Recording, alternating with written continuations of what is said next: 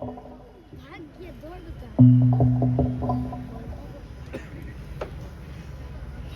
عليكم ورحمة الله وبركاته. بسم الله الرحمن الرحيم. الحمد لله وكفى وسلام على عباده الذين اصطفى أما بعد. الحمد لله رب العالمين والعاقبة للمتقين والصلاة على رسوله محمد وعلى آله وأصحابه أجمعين. رب اشرح لي صدري ويسر لي أمري واحلل عقدة من لساني يفقه قولي. رب يسر ولا تعسر وتمم بالخير. ربي زدني علما ربي زدني علما اللهم ربي زدني علما وألحقني بالصالحين. فأعوذ بالله من الشيطان الرجيم. بسم الله الرحمن الرحيم. وعباد الرحمن الذين يمشون على الأرض هونا وإذا خاطبهم الجاهلون قالوا سلاما. صدق الله العظيم وصدق رسوله النبي الأمي الكريم. اللهم صل على سيدنا محمد وعطرته بعدد كل معلوم لك.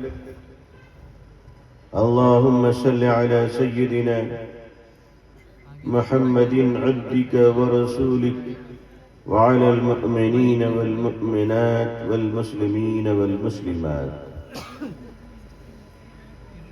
حضرات علماء کرام، بزرگان محترم، نوجوانان اسلام، عزیزان گرامی، سامعین اعظام، عمائدین علاقہ، پردہ نشین خواتین امت اسلامیہ، دنیا میں انسان کے علاوہ بھی اللہ نے مخلوقات پیدا فرمائے ہیں اور اس میں حیوانات بھی ہیں، درندے بھی ہیں، زہریلے جانور بھی ہیں. انسان ان سب کے درمیان محفوظ ہے اور مامون ہے. جنگل کے شیر کے بارے میں آتا ہے کہ اسے پھاڑ کھانے کی عادت ہے، اور بالکل صحیح ہے. یہ اس کے نیچر میں اللہ نے انہرٹڈ کر دیا ہے، اللہ نے اس کی فطرت میں شامل فرمایا ہے. سانپ کے بارے میں سنا ہے کہ وہ ڈس لے تو زہر نکلتا ہے اور اس زہر سے انسان مر جاتا ہے. بچھو کے بارے میں سنا ہے کہ وہ ڈنک مارے تو پہلوان بھی تڑپتا ہے. دنیا میں بہت سارے حیوانات اور بہت سارے جانور اتنے وحشی ہیں کہ انسان کے اس کے سامنے زندہ رہنے کا سوال پیدا نہیں ہوتا، لیکن ان سب کے باوجود انسان محفوظ ہے. ان سب کے باوجود انسان ان سب کا حاکم بنا ہوا ہے. ان سب کے باوجود انسان کی تدبیریں اور انسان کے کمالات اس پر حاوی ہیں اور انسان اس پر قابو پا لیتا ہے. عزیزان مکرم، ہم نے آج تک ایک معمولی تاریخ کے طالب علم ہونے کی حیثیت سے یہ بات بڑی جرات کے ساتھ عرض کر رہا ہوں کہ ہم نے دنیا کی تاریخ میں آج تک کوئی ایسا واقعہ نہیں پڑھا کہ جنگل کے سارے شیر جمع ہو گئے ہوں اور انہوں نے پورے شہر کو تباہ کر دیا ہو. ہم نے کبھی نہیں سنا کہ سیلاب میں 50,000 سانپ مل کر ایک شہر کے تمام لوگوں کو موت کی آغوش میں پہنچا دیے ہوں یا ان کو موت کی نیند سلا دیے ہوں. جنگل کے بھالوؤں نے مل کر پوری کی پوری بستی کو تباہ کر دیا ہو. نہیں، ایسے ایک آدھ دو واقعات ہوتے ہیں، وہ بھی استثناء ہے، لیکن انسانوں کو مکمل طور پر تباہ کرنے کا، بستیوں کو ختم کرنے کا، آبادی کو قبرستان میں تبدیل کر دینے کا، روح سوز واقعات پیش آنے کا، اور دنیا کی مہذب قومیں جن کی تہذیب کا لوگ حوالہ دیتے ہوں وہ اتنے ناپاک اور بدبودار ہوں کہ اسے دیکھنے کے بعد صدیاں لوگوں کی روح کانپ جائے، انسان تڑپ جائے، ایسے واقعات ہمیں جانوروں میں نہیں ملتے، ہمیں وحشیوں میں نہیں ملتے، ہمیں درندوں میں نہیں ملتے۔ خدا کی قسم مجھے معاف کیجیے گا اگر اس طرح کے گندے اور سڑے ہوئے واقعات کہیں ملتے ہیں تو اے انسانوں، اے بے شرموں، اے درندوں کو شرما دینے والے، اے مہذب قوموں، اگر اس طرح کے گندے اور بدبودار واقعات کہیں ملتے ہیں تو خدا کی قسم وہ تم جیسے شریف گنڈوں کے ہاں ملتے ہیں، وہ تم جیسے ناپاک لوگوں کے ہاں ملتے ہیں، وہ جو تم یونیورسٹی کو میناروں پر بیٹھ کر تہذیب کے درندے بنتے ہو۔ سچ کہا تھا اقبال نے کہ پھر تہذیب کے درندوں نے اپنا سر ابھارا ہے۔ اے لوگو تم کہاں ہو؟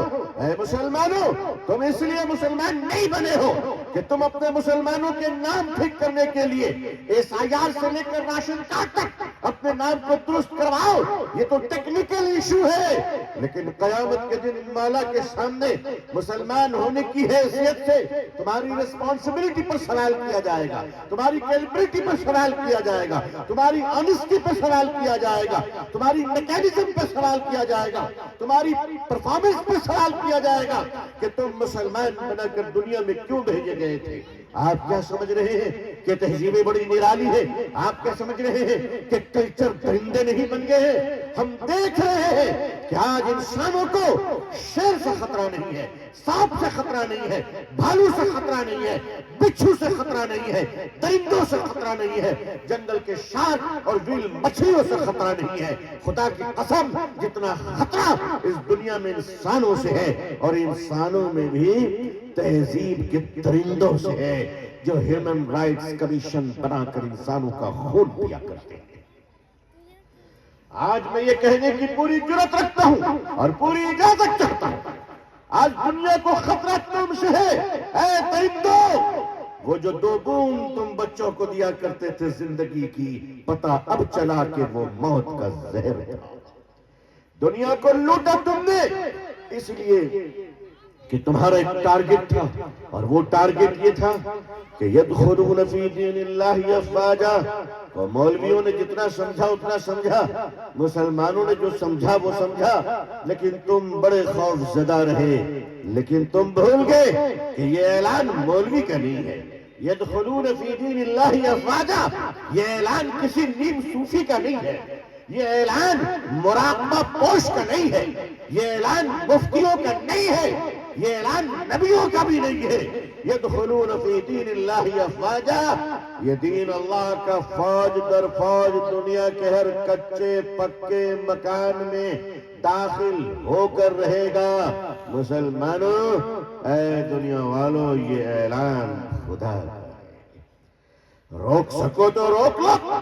تمہاری میکینزم، ہم جانتے ہیں کہ دجال کا فتنہ کس لہجے کس طور پر آئے گا، ہم جانتے ہیں دجالی فتنے کس انداز سے آئیں گے۔ صلاۃ والسلام ہو رسول اللہ صلی اللہ علیہ وسلم آپ پر کہ آپ نے اپنی امت کو وہ ساری چیزیں بتا دی جس سے یہ امت حوصلے میں آ گئی، اللہ کی ذات پر یقین میں آ گئی، امت کا حوصلہ بڑھ گیا۔ امت مسلمہ آج جو چیلنجز ہیں، آج جو خطرہ ہے، میں اس عظیم مجمع میں اے توحید کے پرستاروں، اے رسالت کے دیوانوں، میں آپ کے قدموں میں، آپ کی خدمت میں ایک بات صاف کہہ دینا چاہتا ہوں اور واضح کہہ دینا چاہتا ہوں کہ ہندوستان کا مسلمان میرا بے احساس ہے، اور یہ احساس کمرے میں رومال اوڑھ کر بیٹھنے کے بعد نہیں ہے، دشت در دشت، دریا اور سیاحت کے بعد ہے، یہ احساس ملک و ملت کی خدمت میں پہنچنے کے بعد ہے، یہ احساس قوم کا مطالعہ کرنے کے بعد ہے، یہ احساس اداروں اور مجلسوں میں بزرگوں کے قدموں میں بیٹھنے کے بعد ہے کہ ہندوستان کا مسلمان جان مال کے خطروں سے باہر نکل چکا ہے۔ دوبارہ سن لیجیے، میرا اپنا احساس ہے ہندوستان کا مسلمان جان مال کے خطروں سے باہر نکل چکا ہے۔ اللہ ہم سب کی حفاظت فرمائے۔ بدقسمتی سے اب تو ایمان کے خطرے میں داخل ہو چکا ہے۔ اب جو خطرہ ہے وہ ایمان کا ہے، اب جو چیلنجز ہے وہ ایمان کو بچانے کے چیلنجز ہیں۔ یہ جو لاکھوں بیٹیاں نعوذ باللہ مرتد ہو رہی ہیں، یہ جو لاکھوں مسلم نوجوان ایکس مسلم کے نام پر لعنت کے توغے اور لعنت کے طوق اپنے گلے میں ڈال کر پوری دنیا میں پھیل رہے ہیں اور چل رہے ہیں، انہوں نے آپ کو چیلنج کیوں کیا ہے پتہ ہے آپ کو؟ ٹیلی ویژن کے اسکرین سے لے کر اخبار کی سرخیوں تک اگر کسی قوم کو بدنام کیا گیا تو خدا کی قسم وہ نمبر 1 پہ مسلمان ہے۔ اگر دنیا کی پوری مشنری اور پوری طاقت نے مل کر اگر کسی دین کو ٹارگٹ بنایا تو خدا کی قسم وہ اسلام ہے۔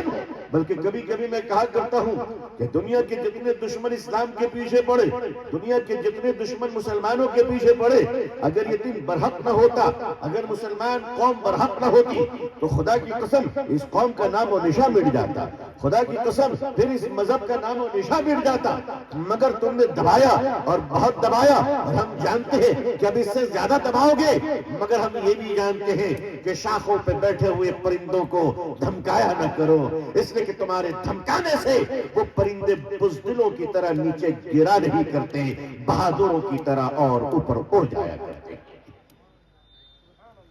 یہ امت مسلمہ، ہم جانتے ہیں کہ امت مسلمہ کی حالات سے گزر رہی ہے، مگر تم بھول گئے، ہم نہیں بھولے ہیں۔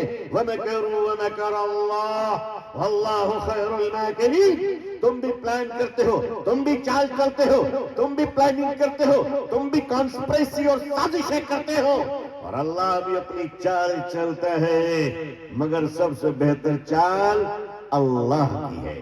تم اس سے نپٹ نہیں سکتے۔ ہم جانتے کہ تم کیوں پیچھے پڑے ہوئے ہو۔ عزیزان ملت، پوری دنیا آپ کے پیچھے کیوں پڑی ہوئی ہے؟ صاف اس کی وجہ سمجھ لیجئے، یاد رکھیے گا، پیچھے اس کے پڑا جاتا ہے جو ہمیشہ آگے رہا کرتا ہے۔ آگے والوں کے لوگ پیچھے پڑا کرتے ہیں، پیچھے والے آگے نہیں جا سکتے اور آگے والے پیچھے نہیں آ سکتے۔ اسلام کے پیچھے پوری دنیا کی طاقت پڑی ہے، اس کا مطلب صاف ہے، اسلام آگے تھا، آگے ہے اور آگے رہے گا انشاءاللہ۔ اے بے غیرتوں، اب بے غیرت کہنے کا سرٹیفکیٹ میرے پاس آنیسٹلی ہے، میرے پاس۔ اب میں ان کو بے غیرت کہہ سکتا ہوں، اب میں ان کو انسانی درندے کہہ سکتا ہوں، اب میں انہیں تہذیب کے خطرناک ناپاک کتے کہہ سکتا ہوں۔ یہ کہنے کا میرے پاس انٹرنیشنل اتھارٹی ہے اس وقت ہمارے پاس۔ دنیا کی کوئی طاقت ہمیں اب روک نہیں سکتی۔ وہ ایک زمانہ تھا جب ہم پردے میں گفتگو کیا کرتے تھے، لیکن بے شرمو، تم تو اتنے بے غیرت ہو کہ اب کھل کر بولنے میں بھی لگتا ہے کہ اس سے زیادہ کوئی سخت الفاظ ہوتے تو شاید اس کے بھی خطرناک جوتے تمہارے سر پہ پڑتے تو بھی چوٹ کم پڑتی۔ عزیزان ملت، دنیا کی تہذیب کے درندوں نے للکارا اور وہ للکارتے ہوئے آ رہے ہیں۔ انہوں نے ٹارگٹ اس پوری دنیا میں صرف اسلام اور مسلمانوں کو بنایا۔ اس کی وجہ صاف کلیئر، ایک وجہ میں آپ کو بتا دینا چاہ رہا ہوں، اور آپ کسی خوش فہمی میں نہ رہے، آپ کسی ایسی شخص چلی اور شکر مرغ کی طرح اپنی فطرتوں میں نہ جائے۔ اس سے زیادہ آپ کو ٹارگٹ کیا جائے گا، اس سے زیادہ آپ کے پیچھے پڑا جائے گا۔ اس کی وجہ صاف ہے، مسلمانوں، اس دنیا میں جتنی بڑی بڑی حرام خوروں کی انڈسٹری ہے، حرام خوروں کی انڈسٹری، یہ ہمارے دیش کی بدنصیبی۔ اس بھارت، اے ملک، ہم تجھے سلام کرتے ہیں، اے ملک، ہم تجھے دل سے پیار کرتے ہیں۔ اے بھارت، تو وہ زمین ہے، تو تو نبیوں کی سرزمین ہے۔ ہندوستان، تو تو نبیوں کی سرزمین ہے۔ حضرت آدم تیری مٹی پہ آئے، حضرت نوح تیری سرزمین پہ آئے، ہم نوح کی اولاد ہیں۔ اے بھارت واشیوں، اس ملک کی حفاظت ہم سب کی ذمہ داری ہے، مگر افسوس تب ہوتا ہے جب بھارت کے سبزی خور بھی آدم خوروں کے لیے دعائیں کرتے ہیں۔ اس وقت غم تو اس وقت ہوتا ہے جب بھارت کے ماشاہاری मानव गोश्त खाने वाले शाकाहारी कुत्तों को जिताने के लिए हवन किया करते हैं।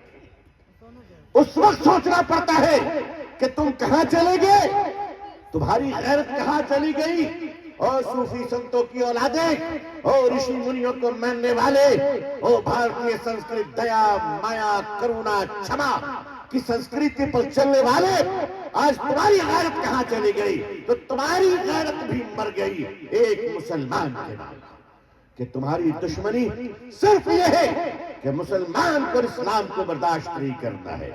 मगर उसके पीछे राज क्या है? ये राज भारत के देशवासियों को, हमारे करोड़ों हिंदू भाइयों को भी समझ में आनी चाहिए।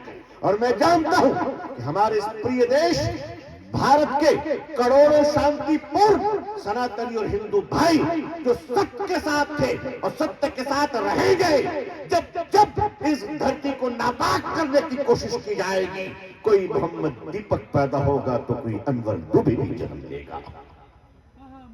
हमारी माओ के कोख न कल बांझ थे न आज बांझ है। ये इस देश की खुशनसीबी है और इस मिट्टी की ऐसी खुशबू है कि इस मिट्टी में अगर दरिंदे पैदा होते हैं तो इस मिट्टी में उस दरिंदों को साफ करने वाला भी कोई ना कोई माँ अपने लाल पर जन्म दिया करती है। अजीजान मिल्लत, आप टारगेटेड इसलिए हैं कि आपने अपने एक मिशन को रखा है और वो मिशन मुसलमान होने की हैसियत से हमारा कर्तव्य और हमारी जिम्मेदारी है। और ये रिस्पॉन्सिबिलिटी कयामत तक हम भी निभाएंगे, हमारी आने वाली नस्लें भी निभाएंगी, उनकी औलादें भी निभाएंगी। मदरसों के फारिगीन ये हजारों लाखों की तादाद में ये इसी जिम्मेदारी की अमानत को सीना बसीना लेकर चल रहे हैं। वो क्या चीज है? वो चीज ये है कि हम कयामत की अगली सुबह तक सूद को हराम कहेंगे इंशाअल्लाह। कहेंगे आप सब इंशाअल्लाह? अच्छा, जो सूद खोर है मुसलमान में वो भी कहता हराम है, उसकी हिम्मत नहीं हलाल कहने की, क्योंकि वो जानता है हलाल कहूंगा तो हलाल हो जाऊंगा। हालांकि वो सूद खोर है, अल्लाह ताला उसको इस नापाक जिंदगी से निजात अता फरमाए। अजीजान मिल्लत, इस दुनिया में तुम बताओ सूद के खिलाफ सबसे ज्यादा बोलने वाली कौम कौन सी है? कौन सी है? सवाए मुसलमानों के दूसरी है कोई? और इस मुसलमानों के अलावा तो तमाम कौमें धड़ल्ले से सूद को अपना मिशन बनाए हुए हैं। मुसलमानों में कुछ चोर चुके हैं, छोटे मोटे छुपे हुए शैतान की हरकतों पर चलने वाले, लेकिन ऐसे मुनाफिकों को समाज बर्दाश्त नहीं करता। इस्लाम एक समंदर की तरह है और समंदर की खसूसियत यह है कि जो जिंदा रहेगा वही रहेगा। अगर 18 टन की व्हील मछली भी मर जाए तो समंदर की मौजें उसे अपने ऊपर बर्दाश्त नहीं करती है, बल्कि मरी हुई चीजों को किनारे में फेंक दिया करती है। इस्लाम के अंदर मुनाफिकों के लिए कोई जगह नहीं है। और अब तो हालात ये कि हिंदुस्तान में जितने मुनाफिकीन थे वो सब धड़ाधड़ निकल रहे, इसलिए कि अब उनके अब्बा आ गए हैं, अब्बा की छतें आ गई हैं, अम्मा का घर आ गया है, तो वो यहां से निकल के वहां जा रहे। अल्लाह के शुक्र है, हम अल्लाह आपका शुक्र अदा करते हैं कि आपने ऐसे लोगों को भेजा कि हमारे घरों में नापाक छुपे हुए मुनाफिकीन और आस्तीनों में रहने वाले सपोले सब निकल कर जा रहे। पहचानने में हमें आसानी हो रही है कि नाम तो तेरा आरिफ है, नाम तो तेरा कुछ भी है, मगर तू पुराना मुनाफिक है, पुराना शातिर है। ये भी अल्लाह का निजाम है कि अल्लाह मुसलमानों से मुनाफिकों को अलग कर रहा है। ईमान वाले बचेंगे, मगर कयामत तक आप टारगेट में इसलिए रहेंगे कि दुनिया की सबसे बड़ी जो इंडस्ट्री है और दुनिया का जो सबसे बड़ा कारोबार है इस वक्त, वो सारे कारोबार, बड़े से बड़े कारोबार नापाक पूंजीपति हराम खोरों के हाथ में है। पूरी दुनिया की कैपिटल इंडस्ट्री सूद के ऊपर चल रही है। सूद सूद सूद। सारी दुनिया में मुसलमानों के उलमा, मस्जिदों में खड़े होने वाले वो गरीब मौलवी खतीब, मदरसों में पढ़ाने वाले आसातिज़ा, तबलीगी जमात में चलने वाले हजारों लोग और तमाम मसलक, तमाम मशरब और तमाम फिक़ही नुक्ते नजर रखने वाले अफराद मुत्तफिक है सूद के हराम होने पर। पूरी दुनिया की इंडस्ट्री सूद पर चल रही है। आपने तनहा सूद खोरों को سود خوروں کا تعاقب فرمایا، اور آپ نے کہا سود حرام ہے، تو سارے سود خور کس کے دشمن ہیں؟ مسلمانوں کے دشمن ہیں۔ آپ نے تو اکیلے پنگا لے رکھا ہے سارے سود خوروں سے۔ میں تو آپ کی بہادری کو سلام کرتا ہوں۔ یہ ٹکیا کباب کا کمال نہیں ہے، یہ مصطفیٰ کے کلمے کا کمال ہے صلی اللہ علیہ وسلم۔ کہ آپ نہ سمجھیے گا کہ آپ کے ٹکیا نے کباب نے کوئی کمال کر رکھا ہے۔ عزیزان ملت، آپ نے دنیا کے سارے سود خوروں سے پنگا لے لیا، سارے سود خوروں کو۔ یہ سارے دنیا کے سود خور آپ کے دشمن بن گئے۔ اب ٹیلی ویژن کی دنیا سود خور چلا رہے ہیں، فلم کی دنیا سود خور چلا رہے ہیں، اخبار کی دنیا سود خور چلا رہے ہیں۔ اب پوری کیپٹل، پوری انڈسٹری، پوری کی پوری گورنمنٹ اور سرکار دنیا کی سود خوروں کے چنگل میں ہے۔ تو سارے سود خور آپ کے دشمن، سارے ٹیلی ویژن چینل آپ کے دشمن، ساری میڈیا ہاؤس آپ کی دشمن، ساری سرکاریں آپ کی دشمن۔ کیوں؟ اس لیے کہ آپ سود کے دشمن ہو۔ اے مسلمانوں، یہ بتاؤ کہ قرآن میں اللہ نے فرمایا سود خوروں سے جنگ اللہ لڑتا ہے، تو آپ سود خوروں کے دشمن ہوئے تو دوست کس کے ہوئے؟ اللہ کے۔ اللہ اپنے دوستوں کو آزماتا ہے نا؟ اللہ اپنے دوستوں کو آزماتا ہے، دشمنوں کو ڈبوتا ہے۔ حضرت موسیٰ علیہ السلام کو اللہ نے پانی دکھایا، آزمایا اور فرمایا کود جائیے۔ حضرت موسیٰ کود گئے، اللہ نے پانی دکھا کر راستہ دیا۔ مسلمانوں، اللہ نے موسیٰ علیہ السلام کو پانی دکھا کر راستہ عطا فرمایا۔ محمد صلی اللہ علیہ وسلم کی امت کو اللہ بے یار و مددگار کبھی نہیں چھوڑے گا انشاءاللہ۔ اللہ کبھی نہیں چھوڑے گا۔ فرعون کو اللہ نے راستہ دکھایا، سنیے، فرعون کو پانی نہیں دکھایا، اللہ نے فرعون کو راستہ دکھایا۔ موسیٰ علیہ السلام کو پانی دکھا کر راستہ دیا، اللہ نے فرعون کو راستہ دکھا کر پانی میں ڈبو دیا۔ یہ اللہ کی قدرت اور اللہ کی حکمت ہے۔ ساری دنیا کے سود خوروں سے ہم لڑ گئے، سوائے اللہ کے ہمارا کوئی حامی و ناصر نہیں، سوائے اللہ کے ہمارا کوئی دوست نہیں، سوائے اللہ کے ہمارا کوئی رفیق نہیں، اور ہمیں چاہیے بھی نہیں۔ جاؤ، تمہیں جو کرنا ہے کر لو۔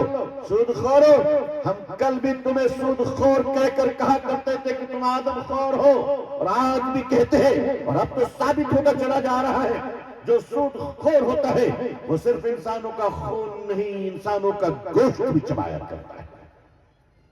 عزیزان ملت، اس کے بعد دنیا کی بڑی بڑی انڈسٹری پہ آپ آ جائیے۔ دنیا کی بڑی انڈسٹری کا نام ہے نشہ انڈسٹری۔ یہ ڈرگس بیچتے ہیں، یہ اسمیک بیچتے ہیں، یہ ہیروئن بیچتے ہیں، یہ چھوٹی چھوٹی نسلوں کو، بچوں کو تباہ کرتے ہیں، یہ اسکول کی بیٹیوں کو برباد کرتے ہیں، یہ اسکول کے بچوں کو برباد کرتے ہیں، یہ پڑیا بیچتے ہیں۔ آپ کیا سمجھتے ہیں کہ یہ غریب لوگ ہیں؟ نہیں، یہ بہت بڑے لوگ ہیں۔ یہ دنیا کے وہ پونجی پتی ہیں جو پوری دنیا کو نشہ میں ڈال کر یہ جانور بنانا چاہتے ہیں۔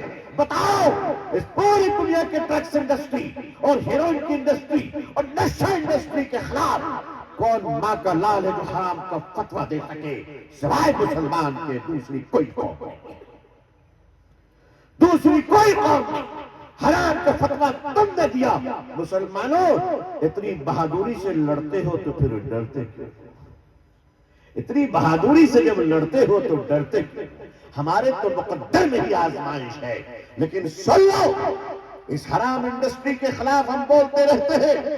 ہم تمہاری طرح ہیپوکریسی نہیں کرتے، ہم تمہاری طرح منافقت نہیں کرتے ہیں کہ شراب کی دکان کھول کر اگلی چوراہے میں کہتے ہیں کہ پی کر چلانا منع ہے۔ ہم یہ ڈرامہ اور نوٹنکی نہیں کیا کرتے کہ گلی گلی میں شراب کی دکان کھول دیں، گلی گلی میں سگریٹ کی دکان کھول دیں اور کینسر میں پھٹے ہوئے گلے کی تصویر لگا دیں کہ پیو گے تو یہ ہوگا، کھاؤ گے تو یہ ہوگا۔ دنیا میں کون ماں ہے جو اپنے بچے کے ہاتھ میں چاقو دے دے کہ بیٹا کھیل لو؟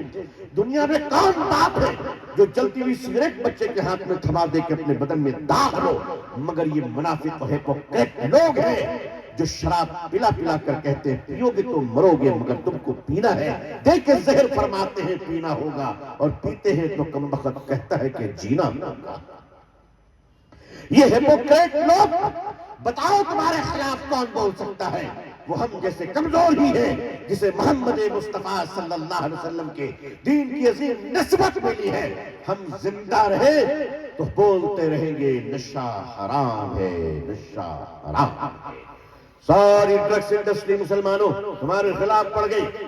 مسلمان ٹیررسٹ ہے، مسلمان بدماش ہے، مسلمان خراب ہے، مسلمان بے ایمان ہے۔ کیوں؟ اس لیے کہ تمہاری حرام خوری ہم کھول رہے ہیں، اس لیے کہ تمہاری نشہ انڈسٹری کے خلاف ہم نے اپنی قوم کو نہیں، ہم اپنے دیش کو جگا رہے ہیں۔ اور بالکل ہم چاہیں گے کہ ہمارے بھارت کی یووا نشہ مکت بنے، ہم چاہیں گے کہ ہمارا دیش نشہ مکت ہو، مسلمان کا بچہ ہو یا ہندو بھائی کا بچہ ہو، وہ سوستھ رہے، صحت مند رہے، اپنی ماں باپ کے لیے خوشیوں کا ذریعہ بنا رہے۔ ہم تو یہ چاہتے ہیں، اسلام کا دامن بہت بڑا ہے، مسلمانوں کا دل بہت بڑا ہے۔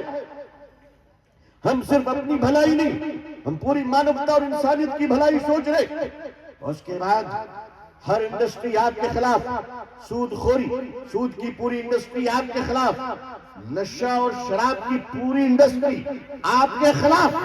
اب آئیے تیسری انڈسٹری، ذرا شریفوں کے پاس چلیں، ذرا شریف گنڈوں کا چہرہ تو دیکھیے، کتنے شریف لوگ ہیں، آئے ہائے، ایسے شریف، ایسا لگتا ہے کہ بولے تو حضرت جبریل بول رہے ہیں۔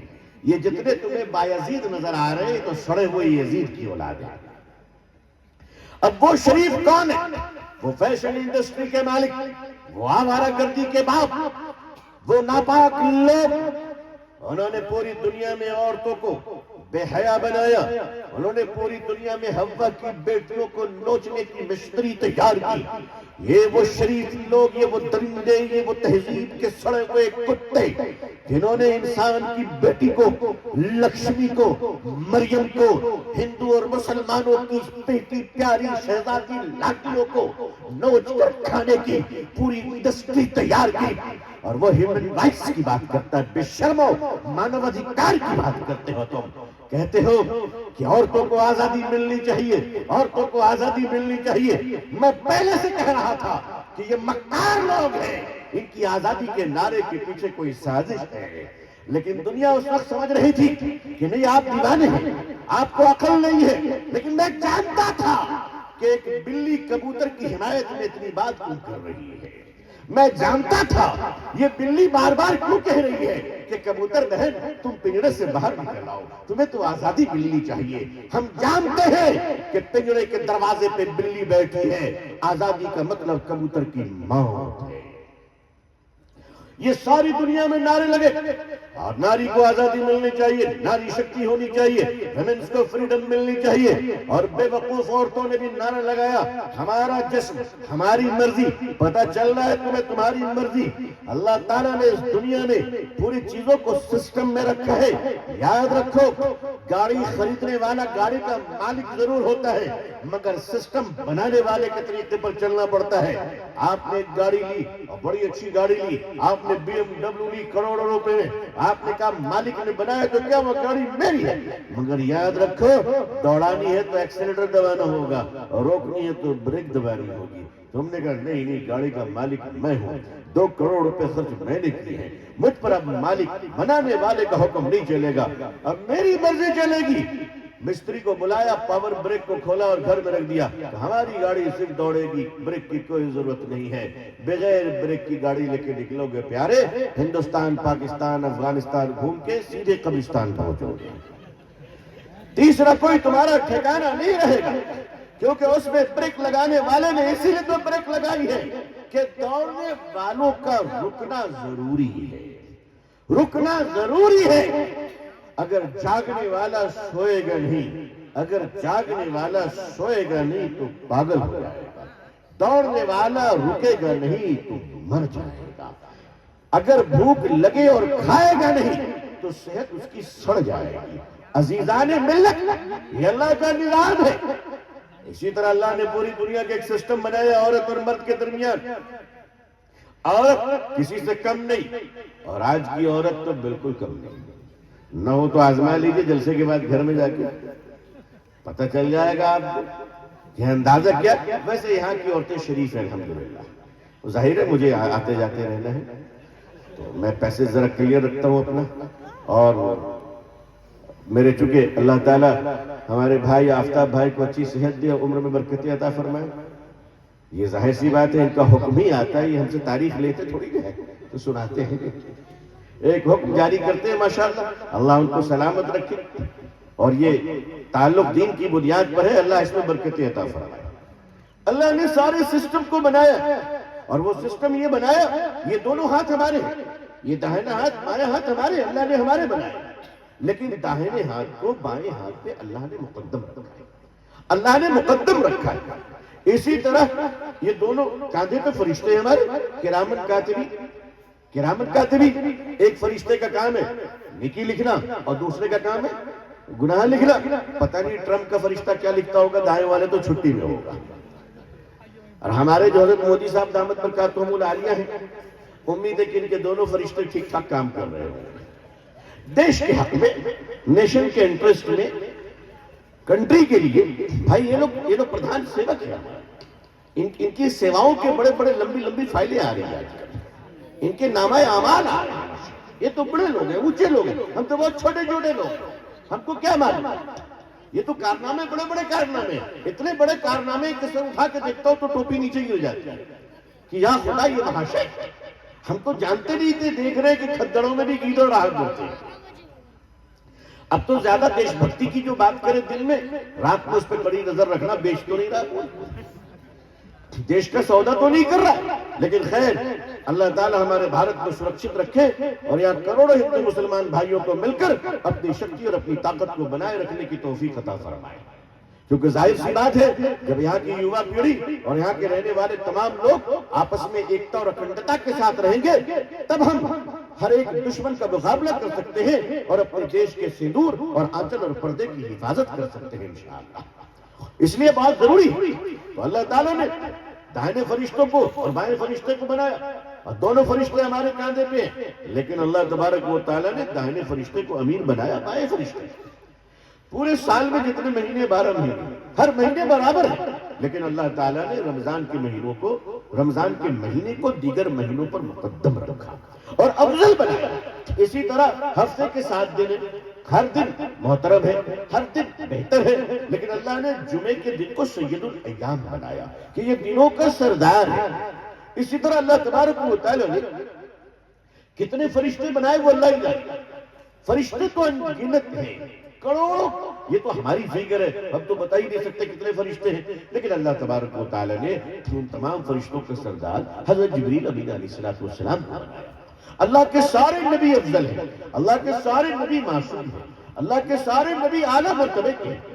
مسلمان کے لیے تو فرض ہے کہ وہ اللہ کے تمام نبیوں پر ایمان لائے، تمام نبیوں پر ایمان لائے، مگر یہ بھی سچ ہے کہ سید الانبیاء، خاتم النبیین، رحمت للعالمین، اللہ نے اپنے حبیب محمد صلی اللہ علیہ وسلم کو بنایا، اللہ نے سب سے افضل بنایا، آپ کو امام بنایا۔ اسی طرح عزیزان ملت، اللہ نے دنیا کے اس نظام کو چلانے کے لیے عورت اور مرد کو بنایا، عورت اور مرد دونوں برابر ہیں، ایکول ہیں، دونوں جزا اور سزا قیامت کے دن مستحق ہیں۔ اللہ تعالی ہم سب کو سزا سے معاف فرما دے، اللہ ہم سب کو اپنے فضل سے، اپنے خزانے سے جزا عطا فرمائے، اپنے فضل سے اللہ مسلمان مردوں کو، مسلمان عورتوں کی اللہ مغفرت فرمائے، آمین یا رب العالمین۔ اسی طرح سے عورت اور مرد دونوں برابر ہیں، برابری سے میری مراد جواب دہی کے لحاظ سے، اپنی اپنی ذمہ داریوں کے لحاظ سے، جیسے بھارت میں رہنے والا ہر شہری برابر ہے، ہر شہری برابر ہے، جو حق واچ مین کا ہے وہی حق چیئرمین کا ہے، جو رائٹ، جو ادھیکار ایک واچ مین کا ہے وہی ادھیکار ایک چیئرمین کا ہے، لیکن ریسپانسبلٹی کے اعتبار سے جو واچ مین کی ذمہ داری ہے وہ چیئرمین کی ذمہ داری نہیں، اور جو چیئرمین کی ذمہ داری ہے وہ واچ مین سے اس کی پوچھ نہیں ہوگی۔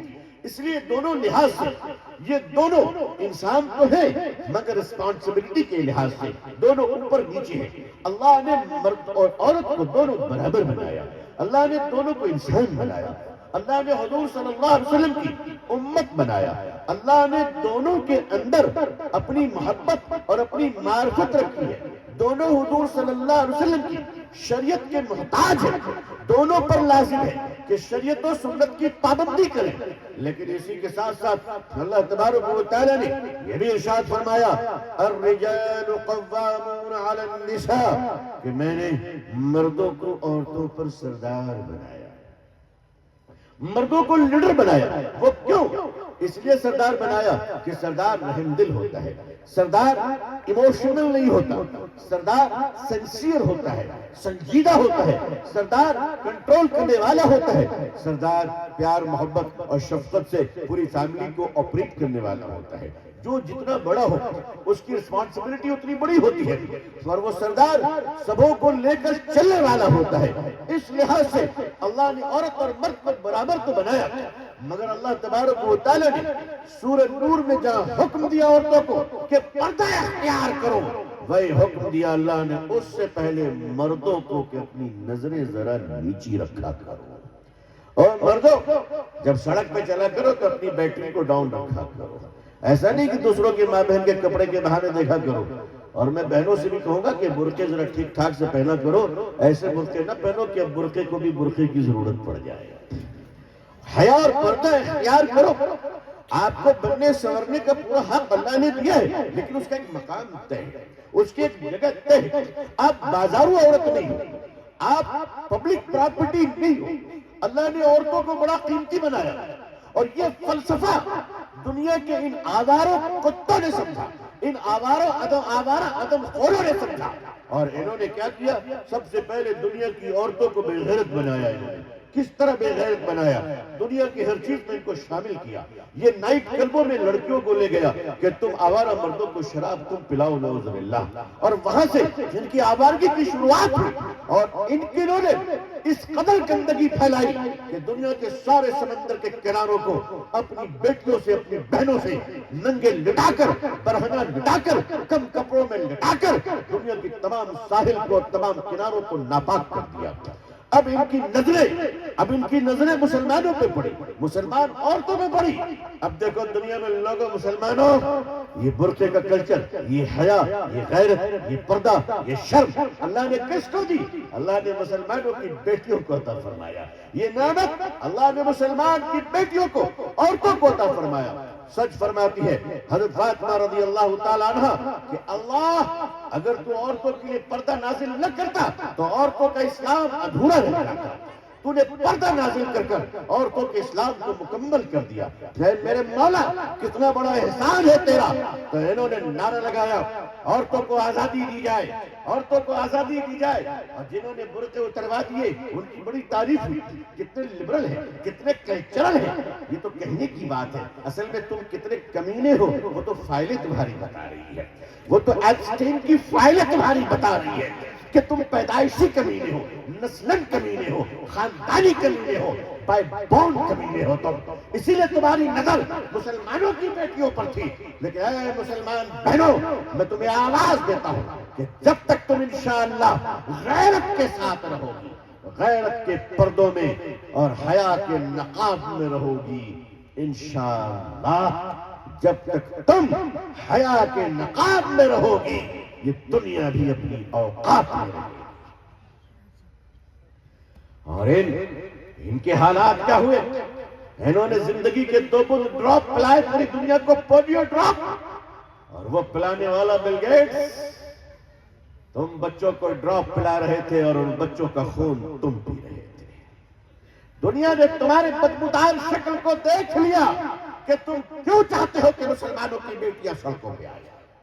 میرے بھائیوں، میرے بزرگوں، ہمیں اور آپ کو جاگنا ہوگا۔ کیوں جانتے ہیں؟ بل گیٹس کو روکنے کے لیے نہیں، ہمارے ملک کے درندوں کو روکنے کے لیے۔ ہمارے ملک میں 2014 سے لے کر 2017 تک 3 سالوں کے درمیان بھارت کی 10 لاکھ بیٹیاں غائب ہو چکی ہیں۔ ہندو مسلمان کرنے سے فرصت مل جائے تو ذرا اپنی بیٹیوں کی حفاظت کر لینا، اپنی بیٹیوں کی حفاظت کر لینا۔ ان نیتاؤں کے دماغ کو آپ کیا جانیں؟ وہ چاہتے ہیں کہ رینج روور ان کو ملے، جنتا کے بچوں کو گوبر ملے۔ ان کے بچے رینج روور پہ تھے، آپ کے بچے گوبر کی بسکٹ بناتے رہے۔ دیش کی 10 لاکھ بیٹیاں غائب ہو چکی ہے، کہاں گئی؟ اس دیش کو پوچھنا نہیں چاہیے؟ کیا اس ملک کو پوچھنا نہیں چاہیے؟ وہ بیٹیاں کسی کی؟ وہ دیش کی بیٹیاں، وہ انسانوں کی بیٹیاں، وہ ہندو بھائی کی بیٹی ہو یا مسلمان بھائی کی بیٹی ہو، ہر بیٹی اپنے ماں باپ کی لاڈلی ہوتی ہے. چھوٹی چھوٹی بچیوں کو غائب کیا گیا. 10 لاکھ بچیاں غائب ہو گئی. آج تک ہمارے دیش میں کوئی کرانتی نہیں آئی, کوئی انقلاب نہیں آیا. آج بھی پوچھنا چاہتا ہوں, ہمارا یہ دیش خاموش کیسے ہے؟ اے دیش کے لوگوں, تم تو دھرم پر وشواس رکھتے ہو, تم تو آستھا پر چلتے ہو, تم تو مذہب پر چلتے ہو. تمہارے اور ہمارے ہاں بیٹیوں کو بڑا مقام حاصل ہے. تو آج دنیا میں بیٹیوں پر اتنا ظلم ہوا, بیٹیوں کے جسم کو نوچے گئے, الٹا کنٹینر میں لٹکا لٹکا کر بچوں کو مارا گیا, ان کے سر میں سوراخ کر کر ان کا خون پیا گیا. اور عیاشی کرنے کے لیے ہاتھ پاؤں کا درست ہونا ضروری نہیں ہے. مرا ہوا سڑا ہوا انسان اسٹیفن ہاکنگ جیسا سائنٹسٹ بھی عیاشی میں پکڑا جاتا ہے. سچ کہا تھا غالب نے, گر آنکھوں میں کیا ہے بھائی, گر ہاتھوں میں جنبش. مجھے اشعار زیادہ نہیں آتے, حالانکہ چچا غالب کو پڑھا ہے. گر ہاتھوں میں جنبش نہیں مگر آنکھوں میں تو دم ہے. رہنے دو ابھی ساغر اور مینا میرے آگے. پتہ نہیں میں نے شعر کہاں سے توڑ مروڑ کے پڑھا ہے, مجھے معاف کر دیجیے گا. مجھے شاعری سے دلچسپی نہیں, پڑھنے کا مجھے سلیقہ بھی نہیں, میں اقرار کرتا ہوں. لیکن وہ اسٹیفن ہاکنگ دنیا کا اتنا بڑا سائنسداں, ہل نہیں پاتا, بول نہیں پاتا, ڈول نہیں پاتا, کچھ نہیں کر پاتا, مگر ذہنی عیاشی کا مجرم وہ بھی. ابھی تو ہم ایک مہاشے کرکٹر صاحب کا بھی نام آ رہا ہے. فائلیں کھل رہی ہیں, 70 لاکھ پیجز پر رپورٹ ہے, 70 لاکھ, جس میں 35 لاکھ ہی کھولنے کی اجازت ملی ہے. اور وہ 35 لاکھ کیوں نہیں کھولے جا رہے؟ سوری. اور آپ نے ایک بات غور کیا, اس پوری فائل میں چائنیز کا نام نہیں ہے. آپ غور کیجئے, چائنا کے کسی بڑے ڈپلومیٹ کا نام ابھی تک نہیں ہے. لیکن ایک ای میل جو ہمیں پڑھنے کو ملا چائنیز کا, کہ جیفری ایپسٹلن نے چائنا کے ایک ڈپلومیٹ سے رابطہ کیا تھا. اس ڈپلومیٹ نے اپنے پورے چائنیز ڈپلومیٹ کو انفارم کر دیا. کیا انفارم کیا پتا ہے؟ اس یہودی کتے سے بچ کر رہنا. یہی لفظ استعمال کیا, اس یہودی کتے سے بچ کر رہنا. ہم تو شروع سے کہتے آ رہے ہیں کہ دنیا کی سود کی انڈسٹری میں یہودی, دنیا کی نشہ کی انڈسٹری میں یہودی, 2 ڈراپ پولیو زندگی کے پلا کر بچوں کو مارنے کی سازش کے پیچھے یہودی. اور ساری دنیا کو فساد کس نے بچایا؟ وہ یہودی ہے. آج ہمارے ملک میں بھی بری نظر ہے, ملک بھر بھی بری نظر ہے. میں آشا کرتا ہوں کہ ہمارے ملک کی حکومت, ہمارے دیش کی شانتی پورن جنتا, ہندو اور مسلمان سارے لوگ مل کر, علماء اور اکابرین, وہ اپنی جگہ پر حق کی آواز بلند کرتے اور کرتے رہیں گے انشاءاللہ. مگر تمام لوگوں کو جاگنا ہوگا, آپ کو اپنے ضمیر کو آواز دینی ہوگی. حضور صلی اللہ علیہ وسلم کی اس تاریخ کو دوہرا دیجیے کہ جب تاریخ میں میرے آقا صلی اللہ علیہ وسلم دنیا میں جس وقت تشریف لائے تھے, اس وقت سب سے زیادہ ظلم اگر کسی پر ہو رہا تھا تو وہ بیٹیوں پر ہو رہا تھا. وہ مکے میں آج بھی وہ قبرستان محفوظ ہے کہ جہاں چھوٹی چھوٹی زندہ بچیوں کو دفن کیا جاتا تھا. حضور صلی اللہ علیہ وسلم نے اس کو روکا, زندہ دفن کرنے سے روکا. جیفری ایپسٹین نے اپنی ایک آئی لینڈ بنائی 75 ایکڑ پر, اور وہاں ہوائی جہاز, چارٹرڈ پلین اور ہیلی کاپٹر کے ذریعے سے دنیا کی معصوم بیٹیوں کو, دنیا کی یتیم بچیوں کو لے جایا گیا اور انہیں تباہ کیا گیا, ان کی عزت لوٹی گئی. مجرمین کو سزا تو ملے گی انشاءاللہ. اگر یہاں نہ مل سکی تو خدا کی عدالت تو باقی ہے. لیکن اے مسلمانوں, اب آپ کے ضمیر کو جاگنا ہوگا. آپ کو اپنے گھروں میں اپنی بیٹیوں کی پرورش اور تربیت پر عظیم توجہ دینی پڑے گی. اور یاد رکھیے, یہ حق بیٹیوں کی اعلیٰ تعلیم, حیا اور غیرت کے دائرے میں دینا, اسلامی ماحول میں ان کی تربیت کرنا. اب ہم تعلیم گاہیں نہیں کہنا چاہتے ہیں, اب ہم چاہتے ہیں کہ تربیت گاہیں کھولی جائے. اب بیٹیوں کے لیے بھی تربیت گاہیں ہو. یہ حق ہم نے آپ کو نہیں دیا ہے, یہ حق اسلام نے بیٹیوں کو دیا ہے. بیٹیوں کو پورا حق ہے کہ کم از کم وہ اتنی تعلیم حاصل کرے اور تربیت حاصل کرے کہ زندگی کے راہوں پہ کوئی ان کو بے وقوف اور احمق نہ بنا سکے. ہر بچے کو عالم بنانا یہ ضروری نہیں ہے, ہر بچے کو حافظ بنانا یہ ضروری نہیں ہے. جتنے بن رہے الحمدللہ بن رہے ہیں, لیکن ہر بیٹے اور ہر بیٹی کو مسلمان بنانا اور دینی تعلیم دینا یہ فرض ہے. عالم بنانا فرض نہیں ہے، تھوڑے بہت بن رہے الحمدللہ، اللہ کرے کہ اچھے قابل مستند علماء تیار ہوں، اللہ کرے قابل اچھے حفاظ تیار ہوں۔ بھیڑ جمع کرنا ہمارا مقصد نہیں ہے، بلکہ ذی صلاحیت، ذی استعداد اور باصلاحیت اور صالحیت کے ساتھ تربیت یافتہ اکابرین کی خدمت میں رہنے والے اور اہل نظر سے تیار ہونے والے علماء کی اس معاشرے کو ضرورت ہے۔ مگر ہر مسلمان کو اتنا تعلیم حاصل کرنا ضروری ہے جتنا میں ہر بچہ اتنا کم از کم دین کو پڑھ لے کہ اپنے باپ کے جنازے کی نماز وہ خود پڑھا سکے۔ یہ بیٹے کا حق ہے، باپ کے جنازے کی نماز کو پڑھانا یہ بیٹے کا حق ہے۔ اگر بیٹا جانتا ہے تو بڑے سے بڑے بزرگ عالم ہیں، الحمدللہ بہت اچھی بات ہے، ان کی اس جماعت میں جنازے میں شرکت کرنے سے نیکیاں ملے گی مرحوم کو، لیکن اگر بیٹا پڑھانا جانتا ہے اور وہ پڑھانا چاہتا ہے تو دنیا کی کوئی طاقت اسے روک نہیں سکتی۔ یہ اسلام ہے۔ ہر بیٹے کے اندر اتنی صلاحیت پیدا کر دیجئے کہ وہ اپنے گھر کے مرحومین کے جنازے کی نماز پڑھا سکے، اتنا دین سکھا دو۔ اب وہ جہاں چاہے جائے مگر اس کا ایمان اور عقیدہ پختہ کر دو۔ آپ ہر گھر کی بیٹیوں کو اتنا دین معلوم ہونے چاہیے جتنے میں کہ وہ اپنے گھر کی عورتوں کی میت کو غسل دے سکے۔ یہ گھر کی بیٹیوں کا حق ہے کہ وہ اپنی ماں کو غسل دے۔ ماں کا زیور جب بیٹی لے سکتی ہے تو ماں کی میت کو غسل کیوں نہیں دے سکتی؟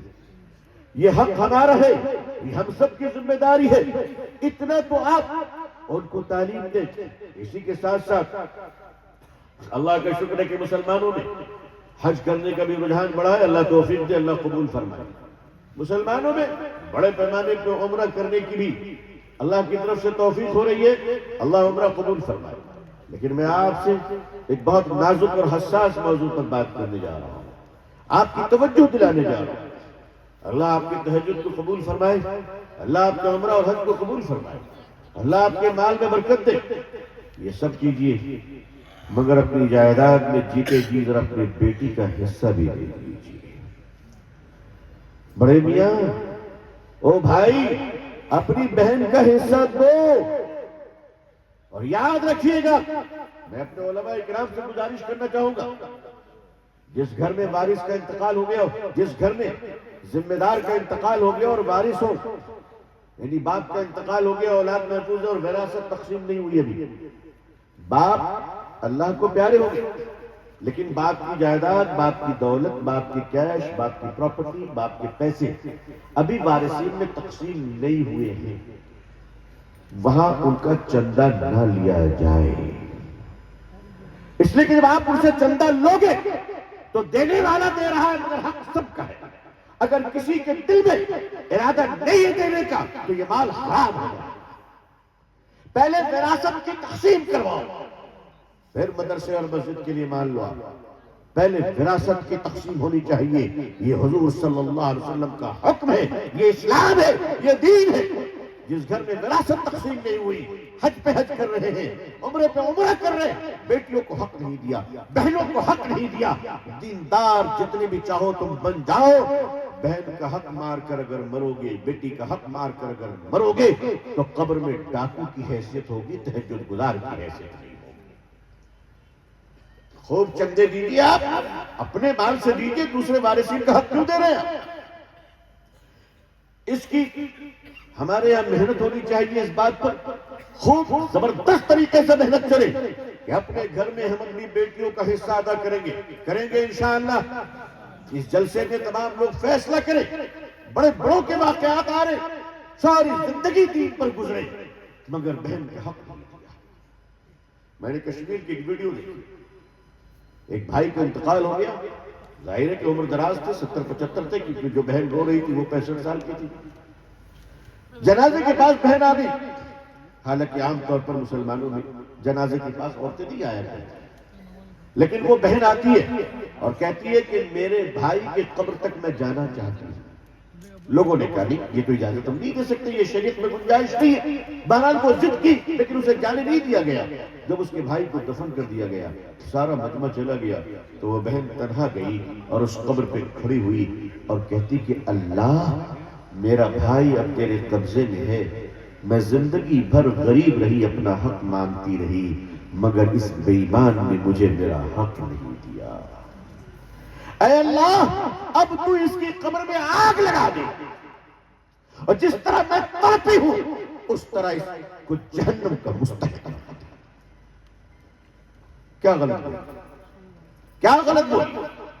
آپ پیر صاحب کو کھانا کھلا کر جنتی بن جاؤ گے، مولانا صاحب کو کھانا کھلا کر جنتی بن جاؤ گے، بہن کا حق نہیں دیا، ہمیں غیرت نہیں آتی، شرم نہیں آتی ہمیں، ہم مسلمان ہیں، بیانات میں ان باتوں کو ہمیں ترجیحی طور پر رکھنی ہوگی، کیونکہ اس کا گناہ مسلمانوں پر آ رہا ہے، عورتوں کی آہ مسلمانوں کو برباد کر رہی ہے۔ عزیزان ملت، اس پر خصوصی توجہ آپ حضرات کی ہو، ہم سب کی ہو۔ دوسری چیز، آج مسلمانوں کے اندر نااتفاقیاں بہت بڑھ چکی ہے، باپ اور بیٹے میں نااتفاقی، بہن بہن میں نااتفاقی، بھائی بھائی میں نااتفاقی۔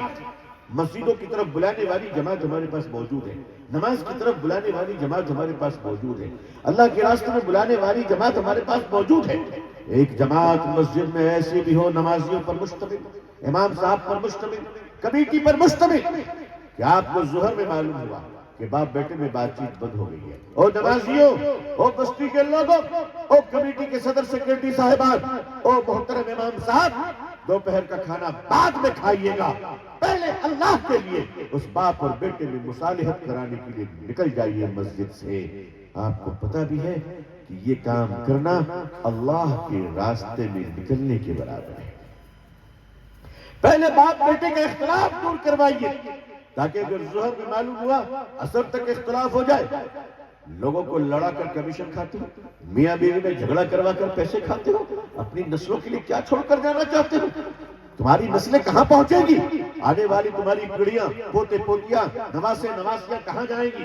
ان کے لیے کون سا لقمہ تم نے چھوڑا ہے؟ آئیے لڑانے کا کام نہیں، ملانے کا کام کیجیے۔ مسلمانوں، ہر مسجد کی کمیٹی اور نمازیوں کی جماعت کی ذمہ داری لے کہ ہماری اس مسجد کے محلے میں کوئی آدمی لڑ کر نہیں رہے گا انشاءاللہ۔ میاں بیوی کے جھگڑے ہیں، عورت اور مرد مل کر مفاہمت کروائے۔ دو بھائیوں کے جھگڑے ہیں، دو بھائیوں کے درمیان ملا دیجئے۔ میں آپ کو پیغام دے کر جانا چاہتا ہوں، ہمارا یہ ملک بہت بڑا ہے، ہمارے عدالتیں کم ہیں، جج صاحبان بہت نیک لوگ ہوتے ہیں، ان پر مقدمات کا وزن بڑھتا چلا جا رہا ہے۔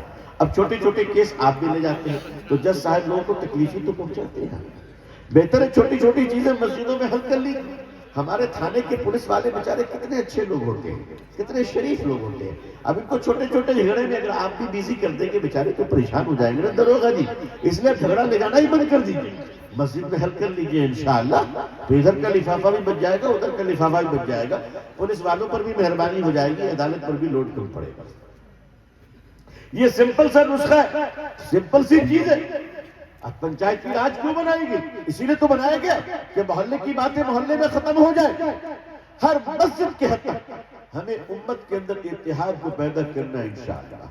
جو جس مسلک پہ چلتا ہے وہ چلتا رہے، دوسروں کے اپنے مسلک سے محبت کرے اور دوسروں کے مسلک کی عزت کرتا رہے۔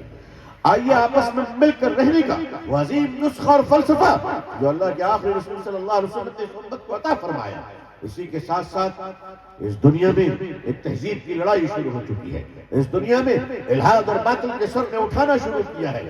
ہم اللہ کا شکر ادا کرتے ہیں کہ اللہ نے ان چھپے ہوئے درندوں کو بے نقاب کیا، لوگوں کی آنکھیں کھل گئی، لیکن اب آپ کو بیدار ہونا ہوگا۔